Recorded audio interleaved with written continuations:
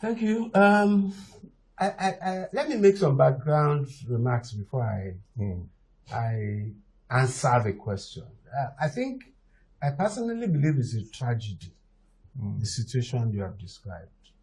The typical Nigerian state, irrespective of how small it is full of natural resources, it's full of agricultural potential.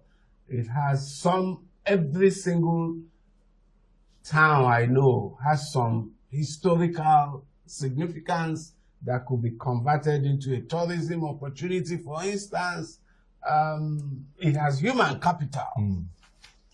So what we have created is a system that suboptimizes the country.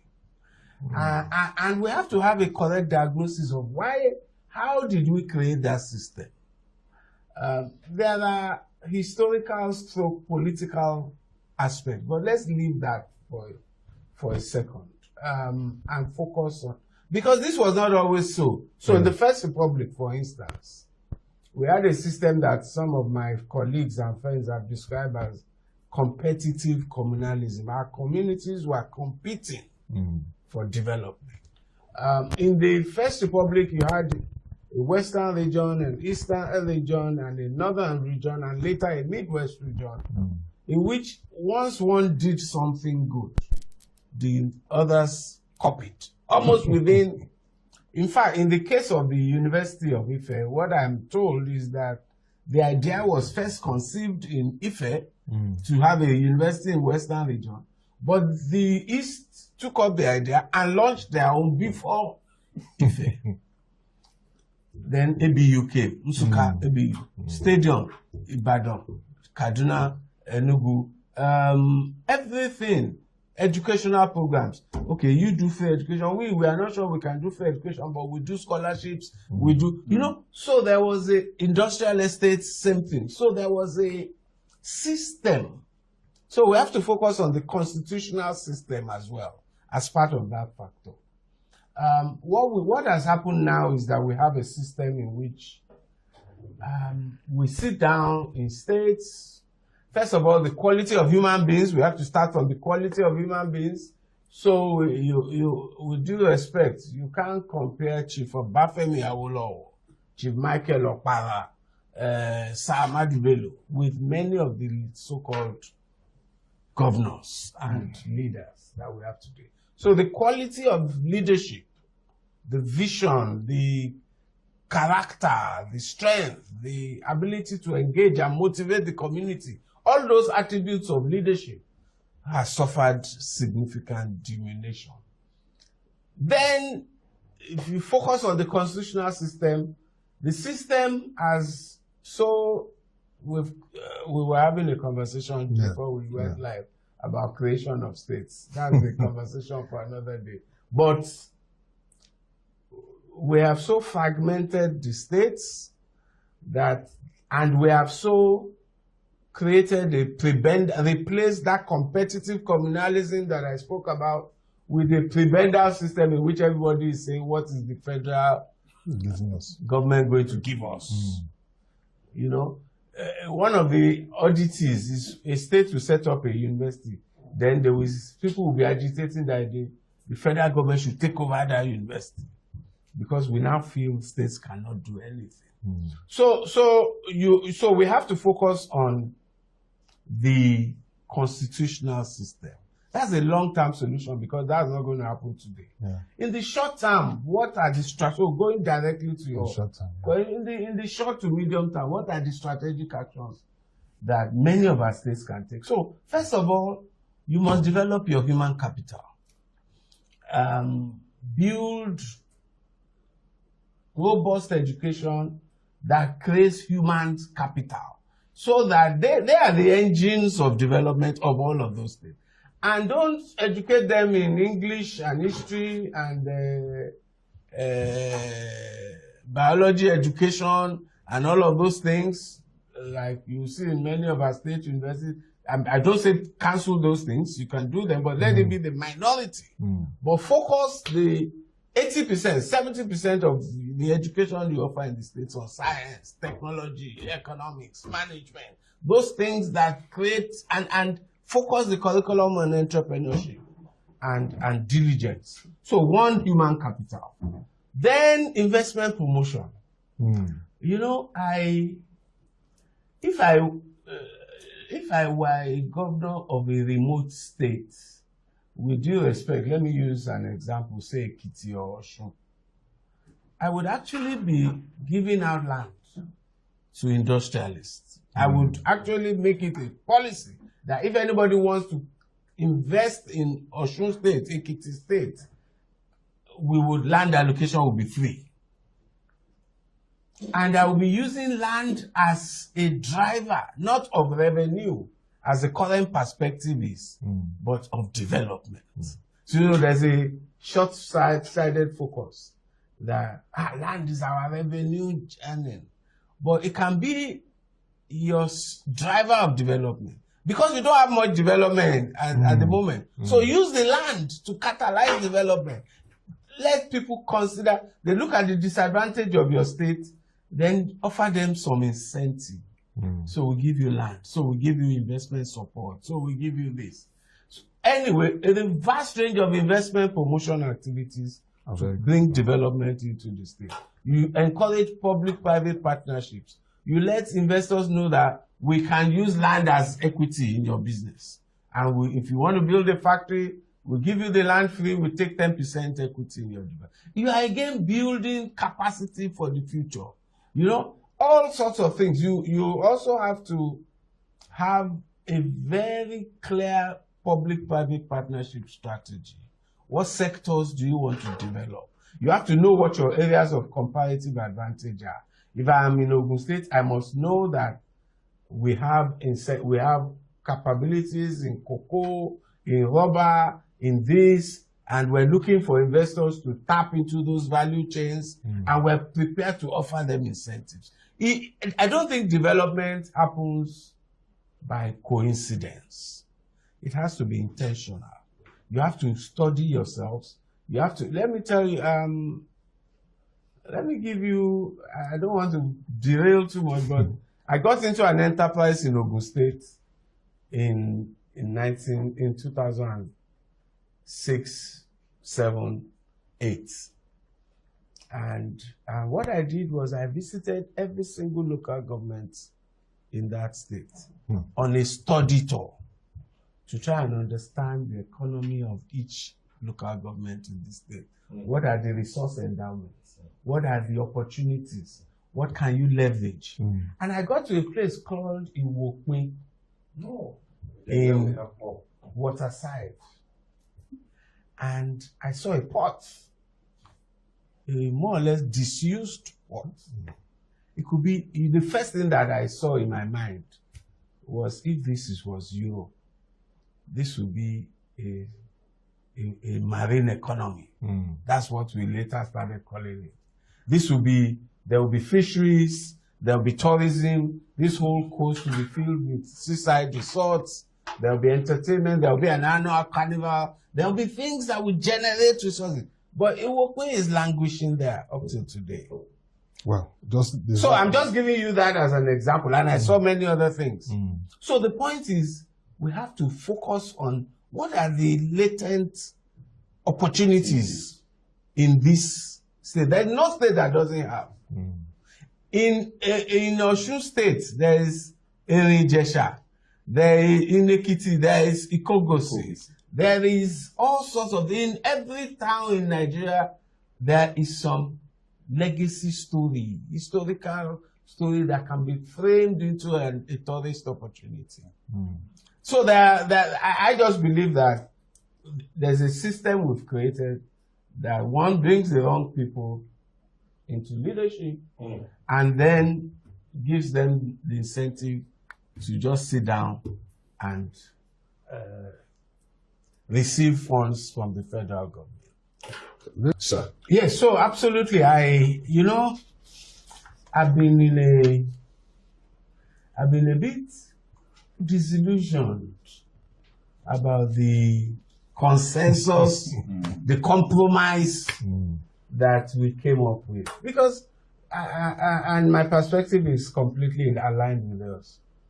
Let's look at the nature of the tax. We were talking about value-added tax. It's a consumption tax. Mm-hmm. It's supposed to reward consumption. Now, what does equality of states have to do with consumption? Exactly. Are we equally consuming? So the very nature of the tax suggests that it should be based on derivation. Mm-hmm. And derivation as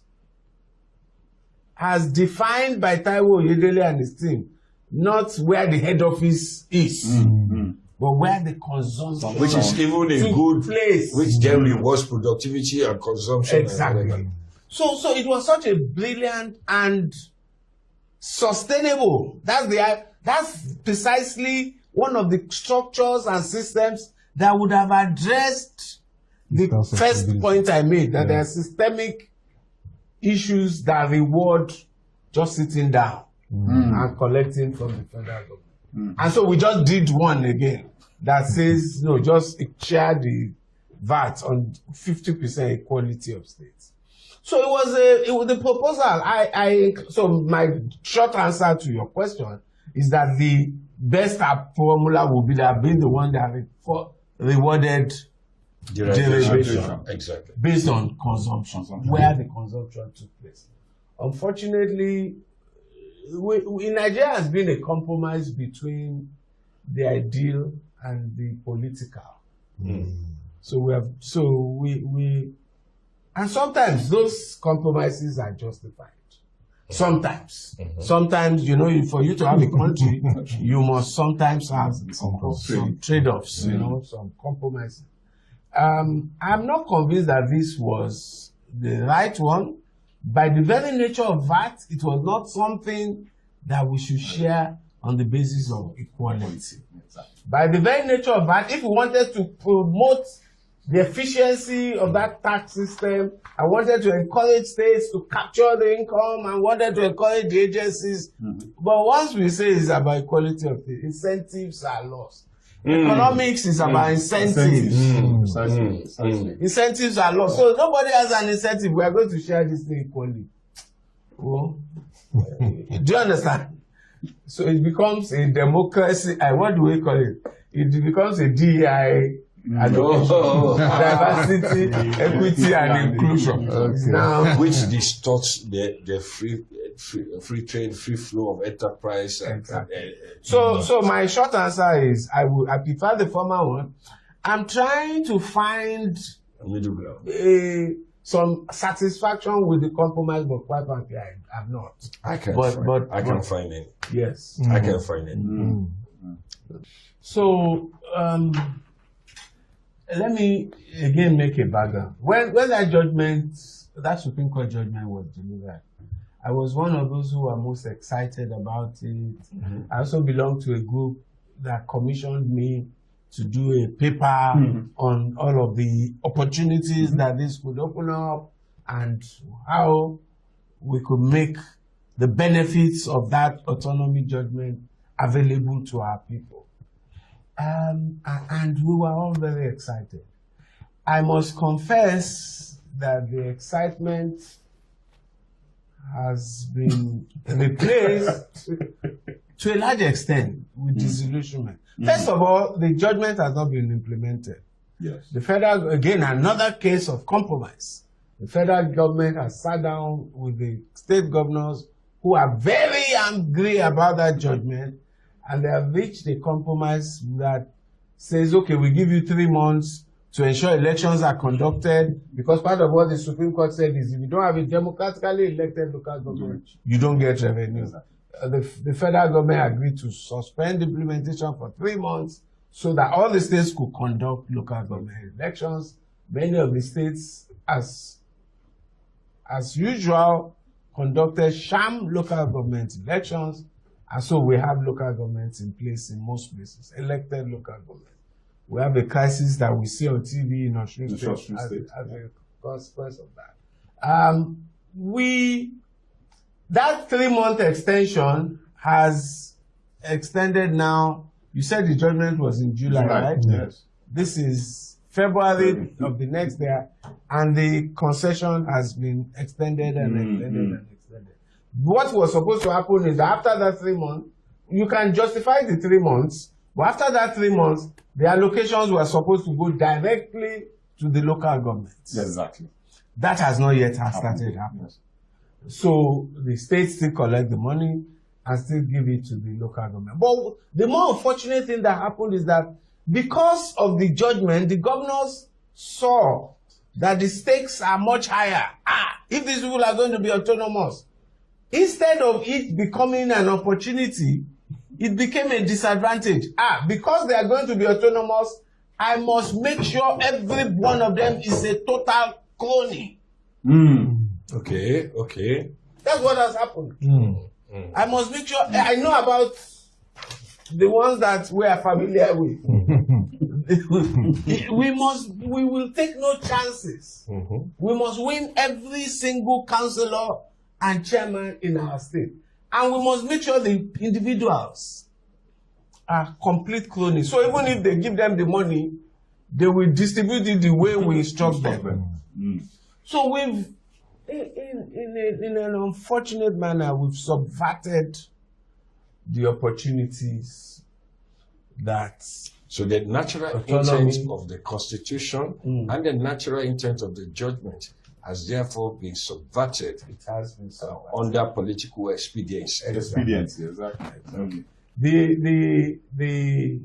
The expectation, when we did the analysis, the opportunities that this offers, one of the things we thought is that with this autonomy, and it did happen, with this autonomy, I could go and become chairman of Shagamu local government.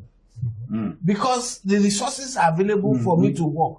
I could, so we don't always have to go to the center. Exactly. And I could focus my passion and my competencies and skills on the development of Shaga, and I will get emotional satisfaction from transforming my community. And the resources are significant, given the autonomy judgment. So we thought that the quality of human capital in the local government will go up.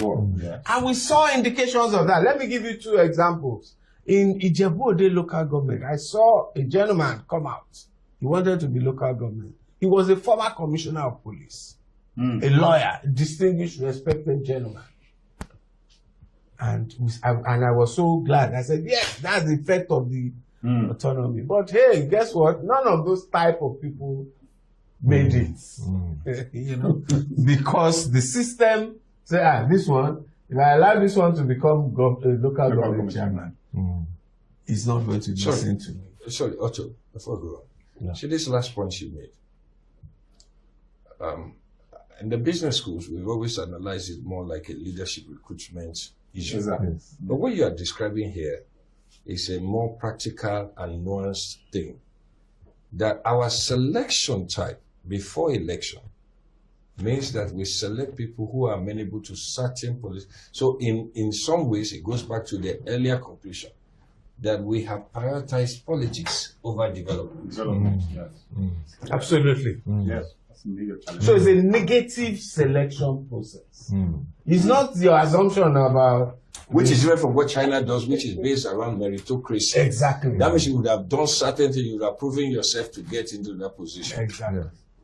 And even growing up in Cross River State, Calabar, we had now Professor Paneku, who was PhD Dr. Paneku, as chairman of the Calabar Municipal Committee, and also in Akwa Ibom, now Professor Konimire, then he was doctor. And under the military, we saw more professionals chairing local government, though the model isn't as democratic as we expect. But so are we making an illusion, therefore, that the mistake we probably make is that we have put governance into stereotype rather than leadership.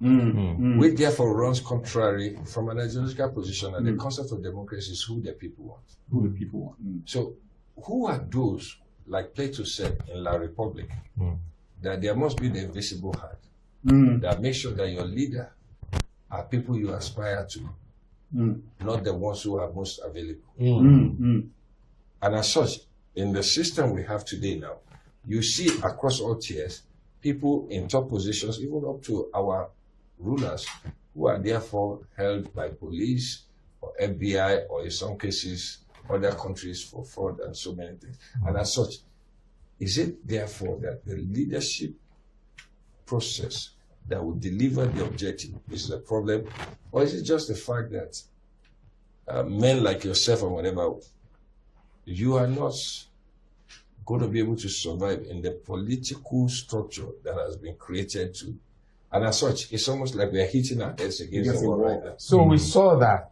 like I said, we had done an analysis on all of this, and we saw the opportunities that came from this thing. It could transform the quality of governance at the local government, but we saw the constraints, the political party system.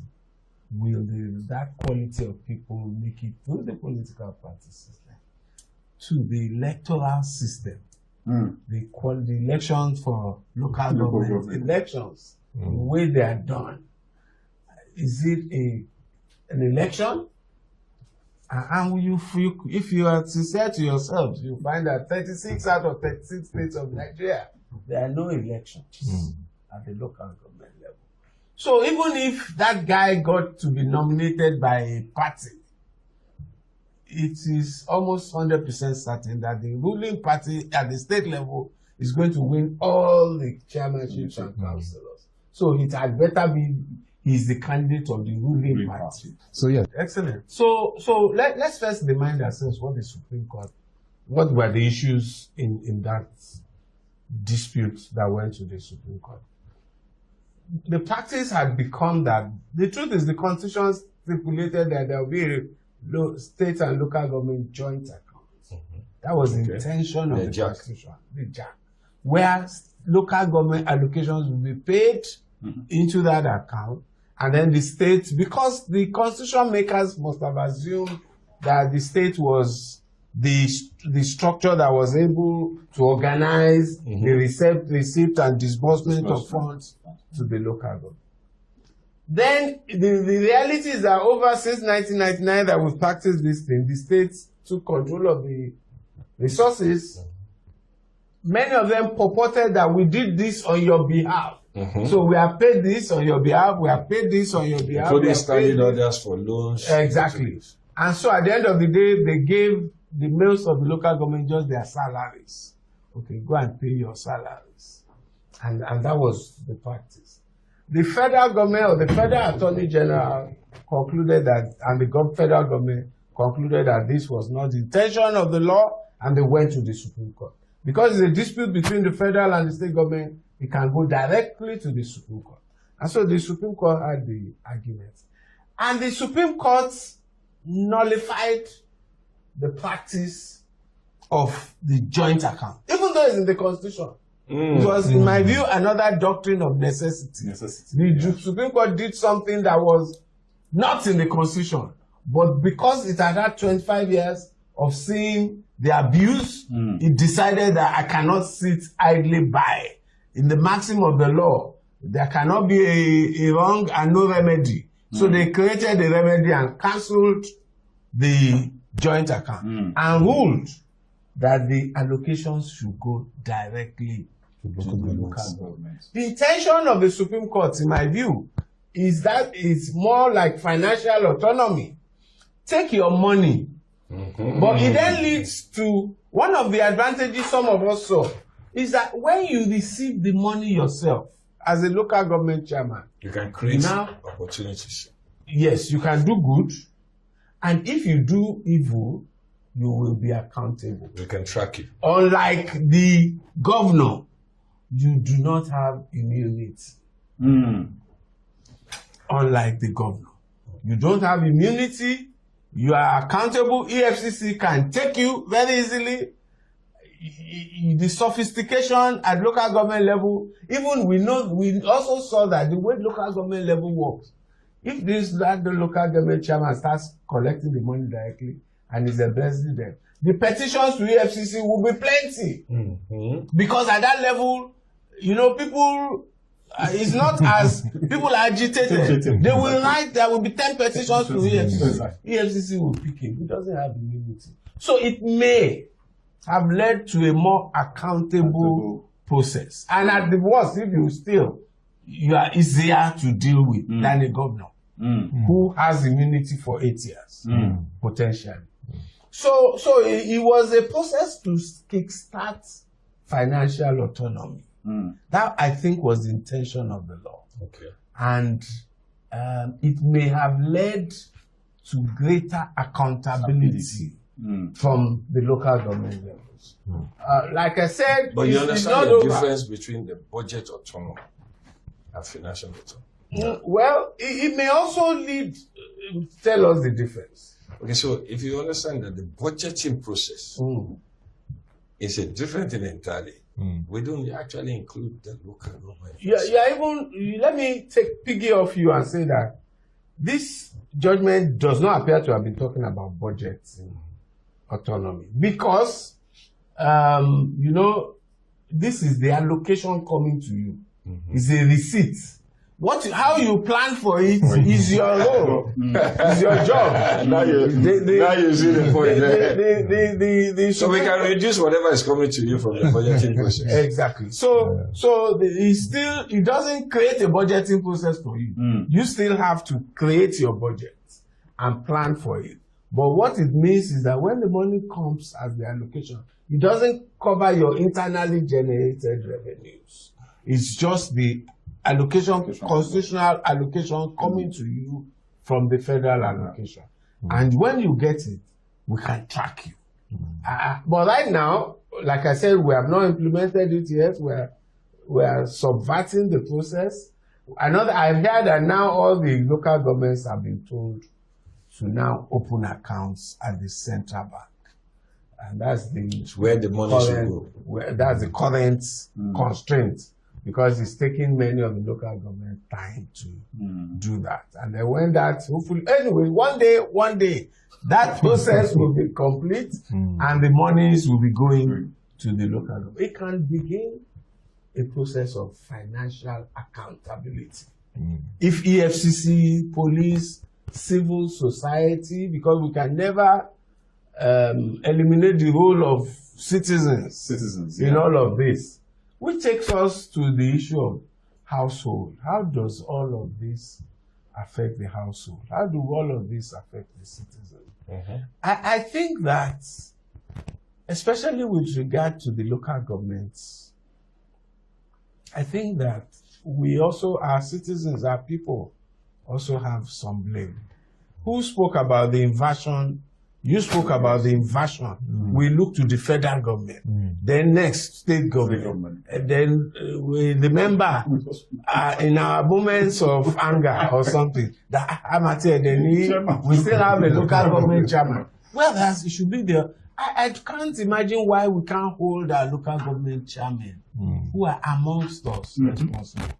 Let me try and balance the argument now, because I just remembered as you were talking.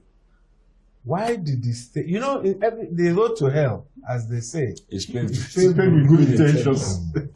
What was happening? Under the military, the local governments were getting these funds and they were not able.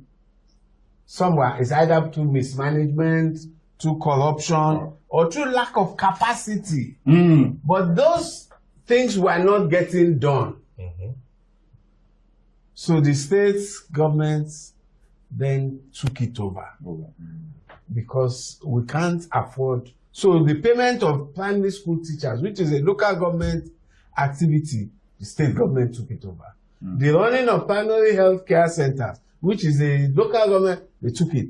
In some places, and that is Lagos, we even took over the functions of local governments for purportedly good reasons. So if you take tenement rates, all those land use, we replaced tenement rates with land use charge, we took it to the state. With all those outdoor advertising, which is a local government activity, we created LASA, we took it.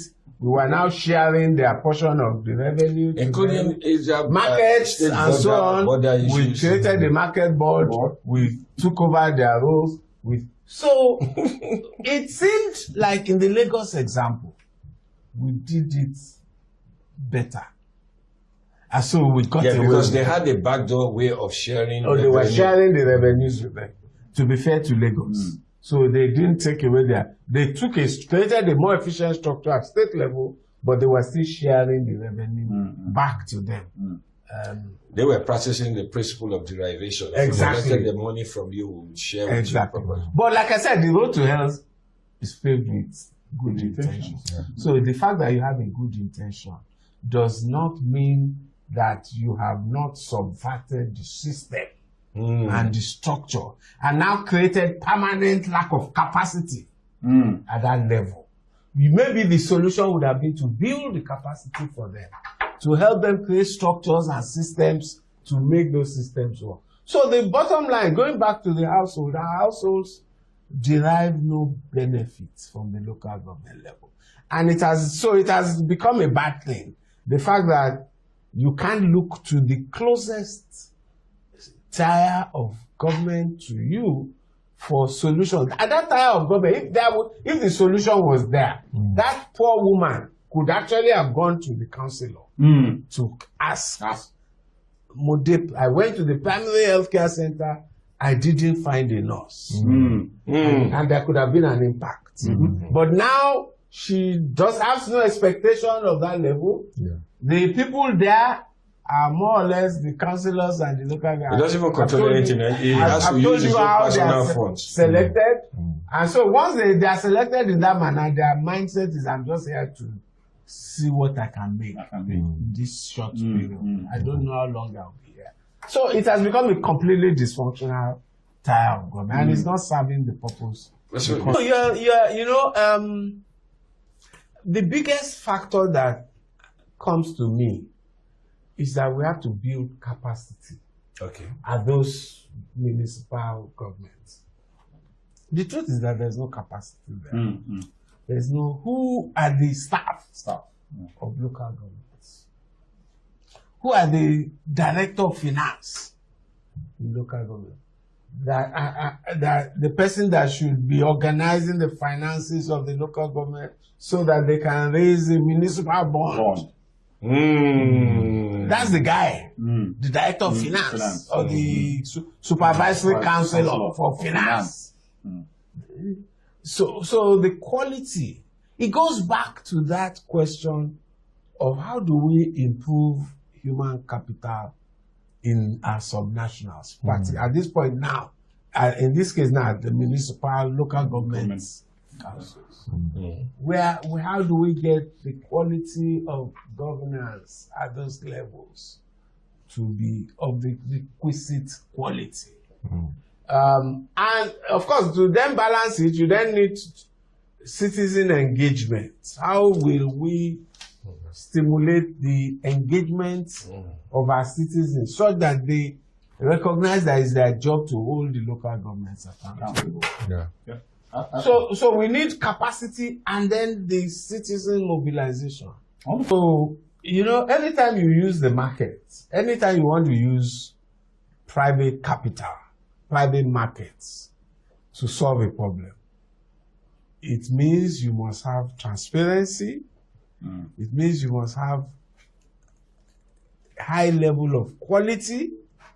It means you must do it's more difficult to raise money from the private market than to collect federal allocation. You understand? And so any lazy person will naturally default to federal allocation. If you want to do a municipal bond, you have to have solid accounts at the local government. I'm told that part of the problem with the local governments opening bank accounts at the central bank is that the central bank has mandated that for them to be able to go open a bank account, they must submit an audited account. Most of them will need 2 years before they can submit an audited account because they first did not prepare the accounts.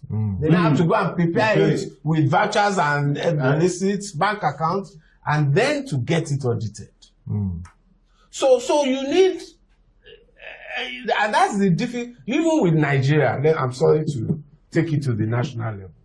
That's why we run away from private markets. When you see policy, at policy level, there's always an option of raising private capital to do anything. And getting government funding or borrowing as government, we always default against the private market because it's harder work. We don't even have a CBN account. Exactly. It's hard work. You have to have transparency, you have to do the proper account, you have to make projections, and then you have to hold yourself accountable to the market. After they give you the money, you must now be... So that all of that involves significant discipline. And hey, if you are... Look, and it's not a coincidence. Which government in Nigeria has leveraged private markets more? The one that has the best capital. Lagos State. Yes. And even under which governments? You know? Fashola, you know, Jide Sanwo-Olu, because they have the capacity and they built a civil service. I see the linkage. Yes. Capacity, capabilities. They built a system, they as personally, they understand the market, and then they built a system, at least in the finance function. You must concede that Lagos State government has built a capable finance function. It has a PPP office. It has the relevant structure, and it has made the laws. PPP law, all of these laws, you know. So it gets those things. So they have the structure, the process, and the strategy. And they build the capacity. So which local government today has the capacity to get those things done? That's the unfortunate part. Meanwhile, it's an opportunity. You know, as I was reflecting on this conversation yesterday, I just asked myself, what if one local government did these difficult things we were talking about? You know, the financial system will be chasing it. Exactly. Because it's the only one. Everybody will be saying, let's offer that local government money. Every investor will want to give them money. It's an opportunity. Why have we not leveraged that opportunity? Excellent. You know, I had that local government in mind because it's mine. because I can already, you're 100% correct. I can see it easily able to raise a municipal bond. Easily, just like you said. It is next to the largest industrial estate, the Flowergate Industrial Estate in Ogun State.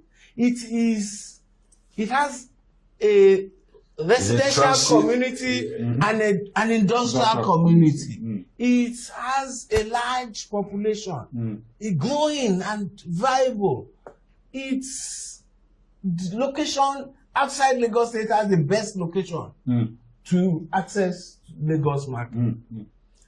Everything is there. So what is not there? Okay. What is not there is, I would say, the independence and the capacity to function.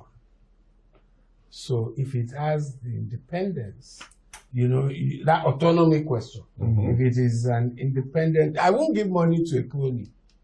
You understand? Who can be told, use the money in this manner.